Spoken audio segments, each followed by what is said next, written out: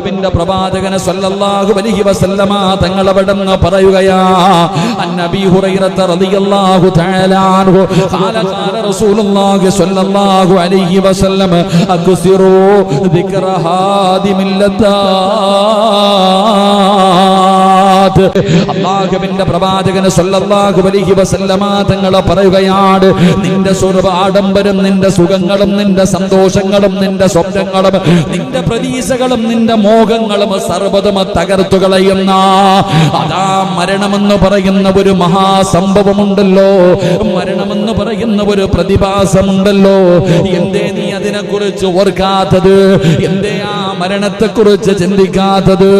എന്റെ പ്രിയപ്പെട്ടവരെ, മരണചിന്തയാണ് ഒന്നാമതായി കടന്നു വരേണ്ടത്.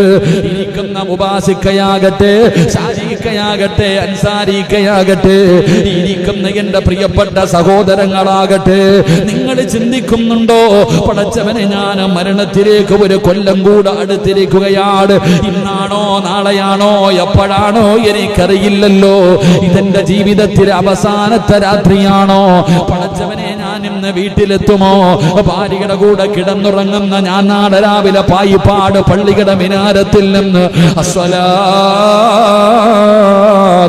ഖൈറും പള്ളിയുടെ മിനാരത്തിൽ നിന്ന് ബാങ്ക് വിളിക്കുന്ന സമയത്ത് എന്റെ ചാരത്ത് കിടക്കുന്ന പ്രിയപ്പെട്ട ഭാര്യ പള്ളിയിൽ നിന്ന് ബാങ്ക് വിളിച്ച് എഴുന്നേറ്റ് നിസ്കരിക്കുന്ന പറഞ്ഞുകൊണ്ട് പുതപ്പിന്റെ ചാരത്ത് കിടക്കുന്ന പ്രിയപ്പെട്ട ഭാര്യ തന്റെ ഭർത്താവിന്റെ ശരീരത്ത് തട്ടി വിളിക്കുമ്പോ, അല്ലാഹുവേ ഞാൻ എഴുന്നേക്കുമോ പടച്ചവനെ?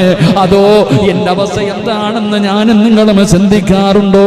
നിങ്ങളുടെ വാപ്പയും ഉമ്മയും നിങ്ങളുടെ മക്കളും നിങ്ങളുടെ കൂടപ്പറപ്പും നിങ്ങളുടെ കൂട്ടുകാരും നിങ്ങളെ പോലെ ഈ ദുനിയാവിൽ ജീവിച്ചിരുന്ന പലരും ഈ കാണുന്ന പള്ളിപ്പറമ്പിൽ കിടക്കുന്നുണ്ടല്ലോ. എന്തേ ചിന്തിക്കാത്തത്? എന്തേ ചിന്തിക്കാത്തത്?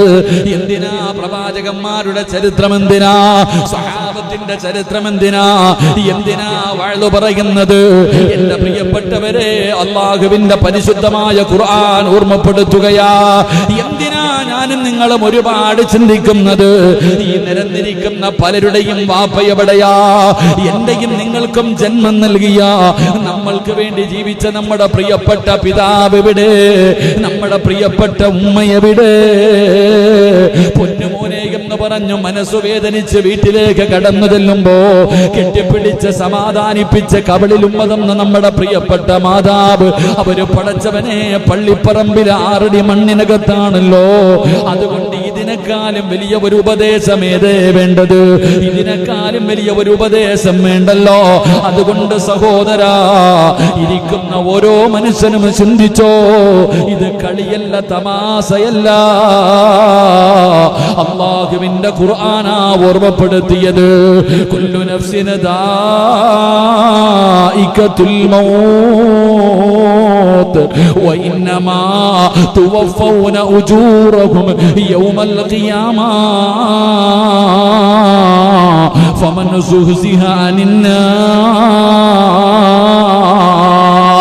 ആ മരണമെന്ന് പറയുന്ന പ്രതിഭാസം ഈ പ്രപഞ്ചത്തിൽ ആരെല്ലാം കടന്നു വന്നിട്ടുണ്ടോ? അല്ലാഹുവല്ലാതെ, ഈ പ്രപഞ്ചത്തിന്റെ അധിപനായ പടച്ചറപ്പല്ലാതെ, ഈ ദുനിയാവിന്റെ തൊലിക്ക് മുകളിൽ ആരെല്ലാം ഉണ്ടോ അവര് മുഴുവനും ആ മരണത്തിന്റെ വേദന അറിയേണ്ടവരാ. ആ മരണം എന്താണെന്ന് അവരറിയേണ്ടവരാ. അല്ലാഹുവിന്റെ ഖുർആൻ പോലും അവിടെ നിന്ന് ഓർമ്മപ്പെടുത്തുമ്പോ, എന്റെ പ്രിയപ്പെട്ടവരെ, പുതിയ വർഷത്തിലേക്ക് കാലെടുക്കുന്ന മനുഷ്യ, നീ ഒന്നാമത് ചിന്തിക്കേണ്ട കാര്യമെന്താ? മരണത്തിലേക്ക് അടുക്കുകയാ. ജീവിതത്തിന്റെ വില മനസ്സിലാക്ക്, ഓരോ നിമിഷത്തിന്റെ വില മനസ്സിലാക്ക്. സമയത്തിന്റെ വില എനിക്കും നിങ്ങൾക്കും അറിയില്ലല്ലോ. ഇന്ന് എത്ര സമയം കിട്ടിയാലും നമുക്കതിന്റെ മഹത്വം അറിയില്ലല്ലോ. പക്ഷേ അറിയുന്ന ഒരു സമയമുണ്ട്, ഒരു സെക്കൻഡിന്റെ വില എന്താണെന്ന്, ഒരു നിമിഷത്തിന്റെ വില എന്താണെന്ന് ഞാനും നിങ്ങളും തിരിച്ചറിയുന്ന ഒരു സമയമുണ്ട്. ഇന്ന് പലർക്കും ആ സമയം പോകുന്നില്ല. മൊബൈലിൽ കുറച്ചു സമയം ടിവിയുടെ ഫ്രണ്ടിലിരുന്ന് മടുത്തോ, യൂട്യൂബ് കണ്ട് മടുത്തോ, ഗെയിം കളിച്ചു മടുത്തോ, മക്കളെ സ്നേഹിച്ചു മടുത്തോ, ഭാര്യയുടെ കൂടെ കടന്നു സുഖിച്ചിട്ടു മടുത്തോ. പടച്ചവനെ, സമയം പോകാതെ എങ്ങോട്ടെങ്കിലും ഒന്ന് പോയാ മതി എന്ന് പറയുന്ന മനുഷ്യ, ഈ സമയത്തിന്റെ വില നിനക്ക് മനസ്സിലാകുന്നത് എപ്പോഴെന്നറിയുമോ? ലൗലാ അഖർതനീ ഇലാ അജലിൻ ഖരീബ് ഫഅസ്വദ്ദഖ വഅകും മിനസ്സാലിഹീൻ വലൻ യുഅഖിറല്ലാഹു നഫ്സൻ ഇദാ അജലുഹാ. മലക്കുൽ മൗത്തിനെ കണ്ണിന്റെ മുന്നിൽ കാണുന്ന സമയമുണ്ടല്ലോ, ആ ഭയാനകമായ സമയം, മരണം നിന്റെ മുന്നിലേക്ക് കടന്നു വരുന്ന സമയം, ആ മരണം പിടിക്കാൻ, റൂഹ് പിടിക്കാൻ മലക്കുകൾ നിന്റെ മുന്നിലേക്ക് കടന്നു വരുന്ന സമയം, അപ്പോഴാ മോനെ 63 കൊല്ലം നിനക്ക് മനസ്സിലാകുന്നത്, 34 കൊല്ലം എനിക്ക് മനസ്സിലാകുന്നത്, പടച്ചറപ്പെനിക്ക് തന്ന സമയത്തിന്റെ വില എനിക്ക് തിരിയുന്നത്. ഞാൻ നിലവിളിക്കുന്നു, അല്ലാ ലൗലാ അഖർതനീ ഇലാ അജലിൻ ഖരീബ്.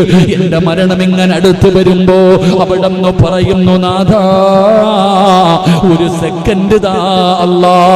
ഇപ്പോഴാണ് മനസ്സിലായത് ആയുസിന്റെ വില, സമയത്തിന്റെ വില എനിക്ക് മനസ്സിലായത് ഇപ്പോഴാണ്. പടച്ചവനെ ഒരു സെക്കൻഡ് എനിക്ക് താ തമ്പുരാന്, ഒരു നിമിഷം എനിക്ക് താ തമ്പുരാന്. മണിക്കൂറുകൾ പാഴാക്കി കളഞ്ഞ പടച്ചവനെ, ദിവസങ്ങളെ പാഴാക്കി കളഞ്ഞ നമ്മൾ അല്ലാഹുവിനോട് പറയുകയാ, ഒരു നിമിഷം താ അല്ലാ. മലക്കുകൾ പറയുകയാ, ഇല്ലടാ ഒരു നിമിഷം പോലും നിനക്ക് തരില്ല. വലൻ യുഅഖിറല്ലാഹു നഫ്സൻ ഇദാ ജാ അജലുഹാ വല്ലാഹു ഖബീറുൻ ബിമാ തഅമലൂൻ. ഒറ്റ സെക്കൻഡ് പോലും അല്ലാഹു നിനക്ക് തരില്ല, ഒരു നിമിഷം പോലും പടച്ച റബ്ബ് നിനക്ക് തരൂല. കാരണം എല്ലാ സമയവും നീ പാഴാക്കിയവനാണ്. അത് തിരിയുന്ന ഒരു സമയമുണ്ട് മനുഷ്യ. അതുകൊണ്ട് ഓർമ്മപ്പെടുത്തുകയാ, ഓരോ മിനിറ്റിനും വിലയുണ്ട്, ഓരോ സെക്കൻഡിനും വിലയുണ്ട്. അത് പാഴാക്കി കളയല്ലേ. പോയാ ജീവിതത്തിൽ ഒരിക്കലും തിരിച്ചു കിട്ടാത്ത 4 കാര്യങ്ങളുണ്ട്. പോയതാണ്, പിന്നെ എത്ര ശ്രമിച്ചാലും തിരിച്ചു വരൂല. എത്ര കോടിക്കണക്കിന് രൂപ കൊടുത്താൽ തിരിച്ചു കിട്ടൂല. അതിന്റെ ഒന്നാമത്തെ കാര്യം എന്തെന്നറിയുമോ? അത് സമയമാണ് മനുഷ്യ. അതുകൊണ്ട് പുതുവർഷത്തിലേക്ക് കടക്കാൻ തയ്യാറെടുക്കുന്ന യുവത്വേ, എന്റെ പ്രിയപ്പെട്ട മുസ്ലിമേ, അല്ലാഹുവിന്റെ റസൂൽ അവിടെന്ന് പറയുകയാ, മരണത്തിലേക്ക് ഒരു കൊല്ലം നീ അടുത്തു കഴിഞ്ഞു. അതാ അടുത്തടുത്ത് വരികയാണ്, മരണമാണ് അടുത്തു വരുന്നത്.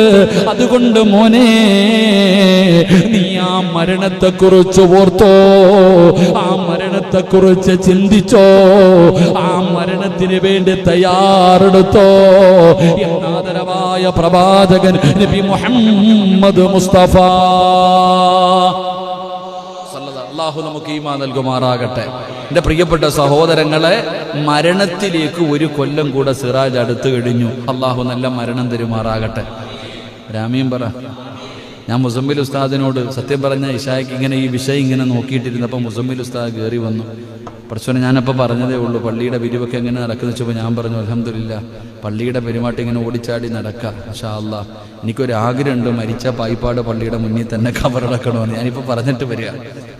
പായിപ്പാട് പള്ളിയുടെ മുമ്പിൽ തന്നെ പള്ളിക്ക് വേണ്ടി ഇങ്ങനെ കഷ്ടപ്പെട്ട് നടക്കുമ്പോൾ എന്ത് കിട്ടുമെന്ന് വെച്ച് ഞാൻ പറയാം, പള്ളിയുടെ മുന്നിൽ ഒരു കബർ ഒഴിച്ചു തന്നാൽ ഇവർ കബറടക്കി അത്രയെന്നല്ലേ അന്ത്യ ഉസ്താദ്. ഞാൻ പറഞ്ഞു, വീട്ടിൽ പോയി ആര് കാണാനാ, ഇവിടെ കിടന്ന് ആരെങ്കിലും ഇത് ചെയ്യുന്നു. ഈ പള്ളിയുടെ മുന്നിലാണ് കബറടക്കുന്നതെങ്കിൽ ഞാൻ തന്നെ തുടങ്ങി വെച്ചിട്ടുണ്ടല്ലോ വെള്ളിയാഴ്ച ഒരു ദുആ, അതെങ്കിലും കിട്ടൂലേ. ഞാനങ്ങനെ ചിന്തിക്കണത്. എൻ്റെ വീട്ടിൽ പോയി കിടന്നാൽ എൻ്റെ ഭാര്യ വരാൻ പറ്റൂലല്ലോ, പിന്നെ 2 മക്കൾ ഓമാര് വന്നാലല്ലേ. അതാണെങ്കിൽ പള്ളി ഇത്തിരി ദൂരെ, അവിടെ ആരും വരത്തുമില്ല. അപ്പൊ ഞാൻ ചിന്തിച്ചത്, ഇവിടെങ്ങാണ് നമ്മുടെ പ്രസിഡന്റിന്റെ കബറിന്റെ ചാരത്തെങ്ങാനും കിടക്കുവാണെങ്കിൽ ഇതിൽ ഇറങ്ങിപ്പോന്നവരെങ്കിലും. ഞാനൊരു തമാശയ്ക്ക് മുസമ്മിൽ ഉസ്താദിനോട് പറഞ്ഞു, ഈ പള്ളിയിലെ മോദിന്റെ ജോലിയാണ് എനിക്ക് വേണ്ടി എല്ലാ വർഷമെങ്കിലും ദ്വാ ചെയ്യാൻ. വേറെ ആരും ദ്വാ ചെയ്യില്ലല്ലോ. തമാശയാണെങ്കിലും ആരുടെയും മണ്ണ് കിട്ടുമായിരിക്കില്ലേ, കുഴപ്പമില്ല. ഞാൻ ജോലി ചെയ്യുന്ന സമയത്താ മരിക്കണമെങ്കിൽ അവിടെ ഇടക്കിയേക്കണം കേട്ടോ. അള്ളാഹു നമുക്ക് നല്ല മരണം തരുമാറാകട്ടെ. നമുക്ക് പേടിയുണ്ടോ? ഞാൻ പോകേണ്ട സമയത്ത് ഞാൻ പോകും, നിങ്ങൾ എന്ത് ചെയ്താലും ഞാൻ പോകും.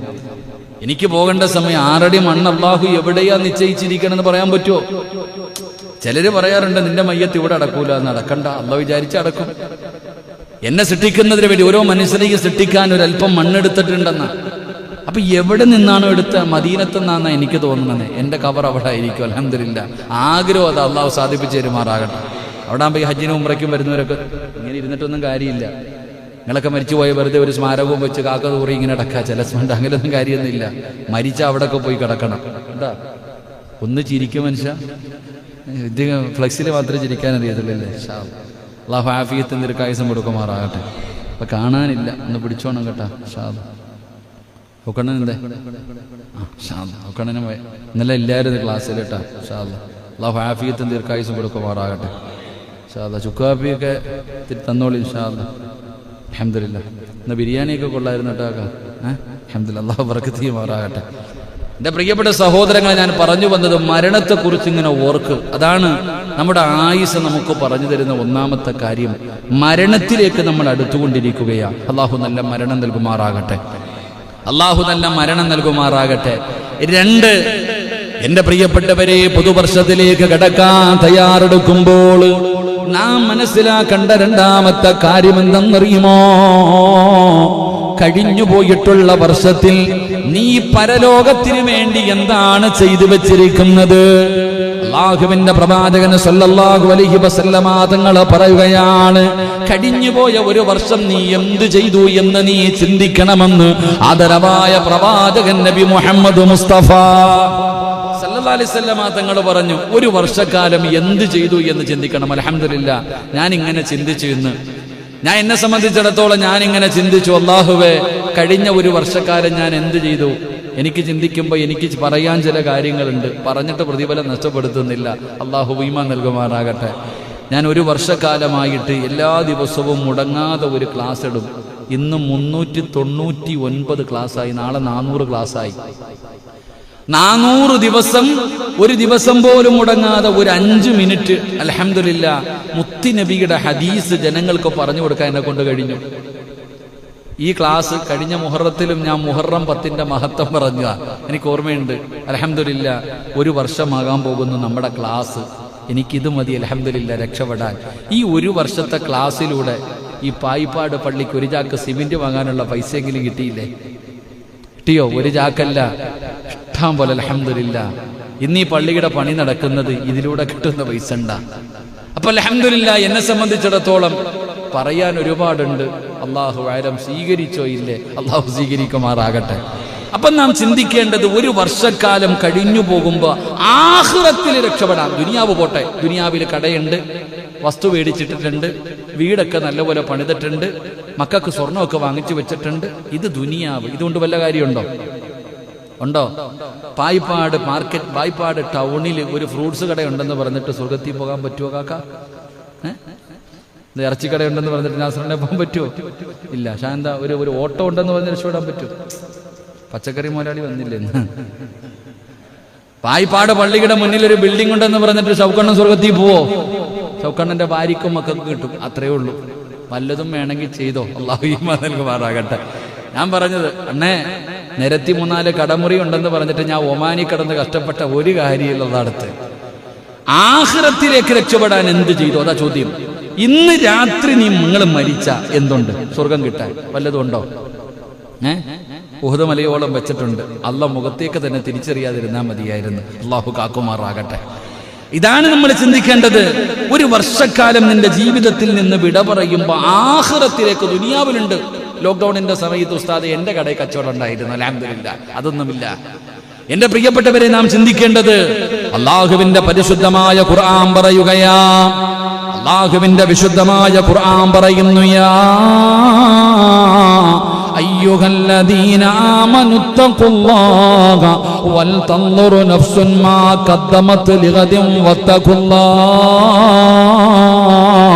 ഇന്നല്ലാഹ ഖബീറും ബിമാ തഅമലൂൻ. അല്ലാഹുവിന്റെ പരിശുദ്ധമായ ഖുർആൻ ചോദിക്കുകയാണ്, സത്യവിശ്വാസികളെ നിങ്ങൾ അല്ലാഹുവിനെ സൂക്ഷിക്കുക. ഓരോ വ്യക്തിയും തന്നാളേക്ക് വേണ്ടി എന്താണ് ചെയ്തു വെച്ചിരിക്കുന്നതെന്ന് ചിന്തിച്ചു നോക്ക്. എല്ലാം അറിയുന്നവൻ അല്ലാഹുവാണല്ലോ. നാളെ പടച്ച റബ്ബിന്റെ പരലോകത്തേക്ക് കടന്നു ചെല്ലുമ്പോ ഓരോ നിമിഷത്തിനും ഓരോ സെക്കൻഡിനും അല്ലാഹു നമ്മുടെ ജീവിതത്തിൽ ചെയ്തു കൂട്ടിയത് മുഴുവനും പിടിച്ചു നിർത്തിയിട്ട് പടച്ചവനെ വിചാരണ ചെയ്യുമല്ലോ. എന്താണ് നിന്റെ ജീവിതത്തിൽ നീ ചെയ്തു വെച്ചിരിക്കുന്നത് എന്ന് നീ ചിന്തിക്കണമെന്ന് അല്ലാഹുവിന്റെ ഖുർആൻ വൽ തൻദുറു നഫ്സുൻ മാ ഖദ്ദമത് ലിഗദിൻ വത്തഖുല്ലാഹ്. രണ്ടു പ്രാവശ്യമാണ് ഇത്, സാധാരണ ഒരായത്തല്ല. അല്ലാഹുവിന്റെ വിശുദ്ധമായ ഖുർആൻ എടുത്തു നോക്ക്. ഈ ആയത്തിന്റെ പ്രത്യേകത എന്ന് പറഞ്ഞാൽ രണ്ടു പ്രാവശ്യമാണ് അല്ലാഹു ഓർമ്മപ്പെടുത്തുന്നത്. യാ അയ്യുഹല്ലദീന ആമനുത്തഖുല്ലാഹ്. ഒരു വട്ടം അല്ലാഹു അവിടെ നിന്ന് പറഞ്ഞു, നിങ്ങൾ അല്ലാഹുവിനെ സൂക്ഷിക്കണം, നിങ്ങൾ അല്ലാഹുവിനെ സൂക്ഷിക്കണം. എന്നിട്ട് അതേ ആയത്തിൽ വൽ തൻദുറു നഫ്സുൻ മാ ഖദ്ദമത് ലിഗദിൻ വത്തഖുല്ലാഹ് രണ്ടാമത് ഒരു പ്രാവശ്യം കൂടെ അല്ലാഹു ഓർമ്മപ്പെടുത്തുകയാണ്. രണ്ടു പ്രാവശ്യമാണ് അല്ലാഹു ഓർമ്മപ്പെടുത്തുന്നത്. നീ സൂക്ഷിക്കണം, അല്ലാഹുവിനെ ഭയക്കണം. ഈ ജീവിതത്തിൽ നീ എന്താണ് ചെയ്തു വെച്ചിരിക്കുന്നത് എന്ന് നീ ഒന്ന് ചിന്തിക്കണമെന്ന് ഖുർആൻ ഓർമ്മപ്പെടുത്തുമ്പോ, എന്റെ പ്രിയമുള്ളവരെ, കഴിഞ്ഞുപോയ ഒരു വർഷക്കാലം നാം എത്രത്തോളം നന്മകളാണ് ചെയ്തത് ഓരോ മനുഷ്യനും ചിന്തിക്കേണ്ട കാര്യമാണ്.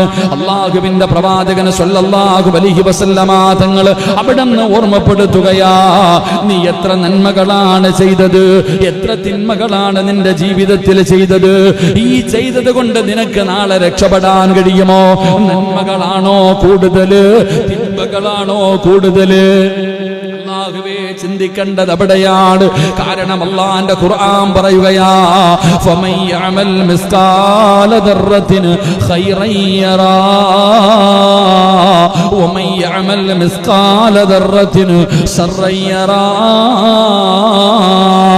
അല്ലാഹുവിന്റെ പരിശുദ്ധമായ ഖുർആൻ പറയുന്നു, ആരാണോ ഒരണുമണിത്തൂക്കം നന്മ ചെയ്തത് അവനത് കാണുന്നതാണ്. നാളെ ആഖിറത്തിൽ നീ കാണും, ഒരു കടുകുമണിയുടെ അളവാണ് നീ നന്മ ചെയ്യുന്നതെങ്കിലും നാളെ റബ്ബ് നിന്റെ കണ്ണിലത് കാണിച്ചു തരികയാ. അതാ വമൻ യഅമൽ മിസ്കാല ദർറത്തിൻ ശർറൻ യറാ. ഒരു കടുകുമണിയുടെ അളവ് തിന്മയാണ് നീ ചെയ്യുന്നതെങ്കിലും നാളെ നിന്റെ റബ്ബ് നിനക്ക് കാണിച്ചു തരുമെന്ന് ഖുർആൻ പറയുമ്പോ, ഈ മലക്കുകളുണ്ടല്ലോ, ഈ രണ്ട് ചുമലിലിരിക്കുന്ന മലക്കുകളുണ്ടല്ലോ, സർവ്വതും എഴുതി വച്ചിരിക്കുകയാണ്.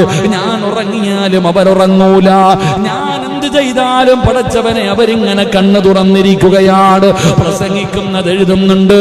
ഇവിടുന്ന് പ്രസംഗം ഇത്രയും നേരം നിങ്ങളെ ഉപദേശിച്ചിട്ട് എല്ലാവരും സലാം പറഞ്ഞു പിരിഞ്ഞു, എല്ലാവരും പിരിഞ്ഞുപോയി.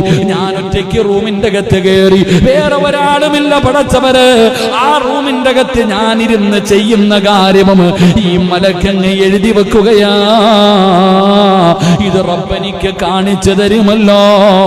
നാളെ റബ്ബിന്റെ കോടതിയിലേക്ക് കടന്നു ചെല്ലുമ്പോ, മാലിഹാദൽ കിതാബ് ലാ യുഗാദിറു സഗീറതൻ വലാ കബീറതൻ ഇല്ലാ അഹ്സാഹാ. എന്റെ കയ്യിലേക്ക് ആ കിതാബ് ഇങ്ങനെ എടുത്തു തരുമ്പോ, ഇന്ന് ചെയ്തതുപോലെ എന്റെ ജീവിതകാലം മുഴുവനും ചെയ്തത് മുഴുവനും എഴുതി എഴുതി വെച്ചിരിക്കുകയാ. അങ്ങനെ കാണുമെന്ന് ഖുർആൻ നമുക്ക് പരിചയപ്പെടുത്തുമ്പോ, എന്റെ പ്രിയപ്പെട്ട സഹോദരങ്ങളെ, നീ എന്താണ് ചെയ്തു വെച്ചിട്ടുള്ളത്? 34 കൊല്ലം കൊണ്ട് ഞാൻ എന്ത് ചെയ്തു? 40ഉം 50ഉം 60ഉം വയസ്സുള്ളവരുണ്ടല്ലോ. എന്റെ ജീവിതത്തിൽ ചെയ്തു വെച്ചത് 55 വയസ്സ് വരെ, 55 കൊല്ലം 45 കൊല്ലം പായിപ്പാടിന്റെ വിരിമാറിലൂടെ നെഞ്ചു വിരിച്ച് നടന്നവന്, ഈ ഭൂമിയുടെ മുകളിലൂടെ അതാ നെഞ്ചു വിരിച്ച് നടന്ന നീ ചിന്തിക്കുന്നുണ്ടോ? 55 കൊല്ലം കൊണ്ട് നീ എന്താണ് ചെയ്തു വെച്ചിട്ടുള്ളത്? എന്റെ റബ്ബിനോട് പറയുക, പടച്ചവനെ, പലരെയും വേദനിപ്പിച്ചിട്ടുണ്ട്, പലരുടെയും ഇറച്ചി തിന്നിട്ടുണ്ട്, പലരെയും ദ്രോഹിച്ചിട്ടുണ്ട്, പലരുടെയും ജീവിതം തകർത്തിട്ടുണ്ട്, കള്ള് കുടിച്ചിട്ടുണ്ട്, വ്യഭിചരിച്ചിട്ടുണ്ട്, പലിശ തിന്നിട്ടുണ്ട്, നിസ്കാരം മുടക്കിയിട്ടുണ്ട്. അല്ലാഹുവേ, ഒരു കുറ്റബോധമുണ്ടോ? മനസ്സിന്റെ അകത്തൊരു വേദനയുണ്ടോ? അല്ലാഹുവേ, ഞാനെങ്ങാണമെന്ന് മരിച്ചുപോയാ എന്റെ റബ്ബിന്റെ മുന്നിൽ പാപിയെ പോലെ തല താഴ്ത്തി നിൽക്കണമല്ലോ. ഈ ചിന്തയാർക്കാവുള്ളത്? അതുകൊണ്ട് അല്ലാഹുവിന്റെ ഖുർആൻ അവിടെന്ന് പറയുകയാണ്, വമൻ യഅമൽ മിസ്കാല ദർറത്തിൻ ഖൈറൻ യറാ വമൻ യഅമൽ മിസ്കാല ദർറത്തിൻ ശർറൻ യറാ. ഒരണുമണി തൂക്കം നന്മയാണെങ്കിലും തിന്മയാണെങ്കിലും നാളെ പടച്ച റബ്ബ് നിനക്കത് കാണിച്ചു തരുമെന്ന് ഖുർആൻ പറയുമ്പോ മറ്റൊരു ഭാഗത്ത് അല്ലാഹു പറയുകയാണ്, യൗമ തജിദു കുല്ലു നഫ്സിൻ മാ അമിലത് മിൻ ഖൈരിൻ മുഹ്ദറാ വമാ അലിമത് മിൻ സൂ തവദ്ദു ലൗ അന്ന ബൈനഹാ വബൈനഹു അബദാ. അല്ലാഹുവിന്റെ വിശുദ്ധമായ ഖുർആൻ പറയുകയാണ്, ഇത് മുഴുവനും നിന്റെ കണ്ണിന്റെ മുന്നിലേക്ക് കൊണ്ടുവരുന്ന ദിവസം കാണിച്ചു തരുമല്ലോ. ആരും അറിയാതെ രഹസ്യവും പരസ്യവുമായി ചെയ്തത് മുഴുവനും അല്ലാഹു നിന്റെ കണ്ണിന്റെ മുന്നിൽ ഇങ്ങനെ കാണിച്ചു തരുമ്പോ, അല്ലാഹുവേ, ഇതിത്ര വിദൂരമാക്കിയിരുന്നെങ്കിൽ മതിയായിരുന്നു എന്ന് ഞാനും നിങ്ങളും പറയുന്ന ഒരു ദിവസം വരുമെന്ന് അല്ലാഹുവിന്റെ വിശുദ്ധ ഖുർആൻ. അതുകൊണ്ട് എന്റെ പ്രിയപ്പെട്ടവരെ, അതാണ് ആഖിറത്തിലേക്ക് എന്ത് ചെയ്തു എന്ന് ചിന്തിക്കേണ്ട സമയമാ. ഖുർആൻ പറയുകയാണ്, യൗമഇദിന തുഅ്റൂന യൗമഇദിന തുഅ്റദൂന ലാ തഖഫാ മിൻകും ഖാഫിയാ. വിശുദ്ധമായ ഖുർആൻ അവിടെന്ന് പറയുകയാ, അന്നേ ദിവസം നിന്റെ മുന്നിലേക്ക് നിന്റെ ജീവിതത്തിൽ മുഴുവനും പ്രദർശിപ്പിക്കപ്പെടുന്ന ഒരു ദിവസത്തെ നീ എന്തേ ഭയക്കാത്തത്? എന്തേ നീ ഓർക്കാത്തത്? അതുകൊണ്ട് സഹോദരാ, ഓർക്കണം, ഈ ചെയ്തു കൂട്ടുന്നത് മുഴുവനും നാളെ റബ്ബ് നിന്റെ കണ്ണിന്റെ മുന്നിൽ കാണിച്ചു തരുന്ന ഒരു ദിവസത്തെ കുറിച്ച് നീ ഓർക്കണമെന്ന് ഖുർആൻ അവിടെന്ന് ഓർമ്മപ്പെടുത്തുമ്പോ മഹാനായ നബി മുഹമ്മദ് മുസ്തഫ സല്ലല്ലാഹു അലൈഹി വസല്ലമ തങ്ങൾ മൂന്നാമതായിട്ട് അവിടെന്ന് ഓർമ്മപ്പെടുത്തുകയാണ്. മൂന്നാമതായിട്ട് പുതുവർഷത്തിലേക്ക് കടക്കുന്ന മനുഷ്യ, നീ ചിന്തിക്കേണ്ട കാര്യം എന്തെന്നറിയുമോ? പരലോകത്ത് അല്ലാഹു നമ്മളെ വിചാരണ ചെയ്യുന്നതിന് മുമ്പ് സ്വന്തമായിട്ടൊന്ന് ചെയ്യണ്ടേ, നമുക്ക് സ്വന്തമായിട്ടൊന്ന് വിചാരണ ചെയ്യണ്ടേ. മുത്തുനബി പറയുകയാണ്, ഖാല ഉമർ റളിയല്ലാഹു തആല അൻഹു, ഹാസിബൂ അൻഫുസകും ഖബല അൻ തുഹാസബൂ. ആരാ പറയുന്നതെന്നറിയുമോ?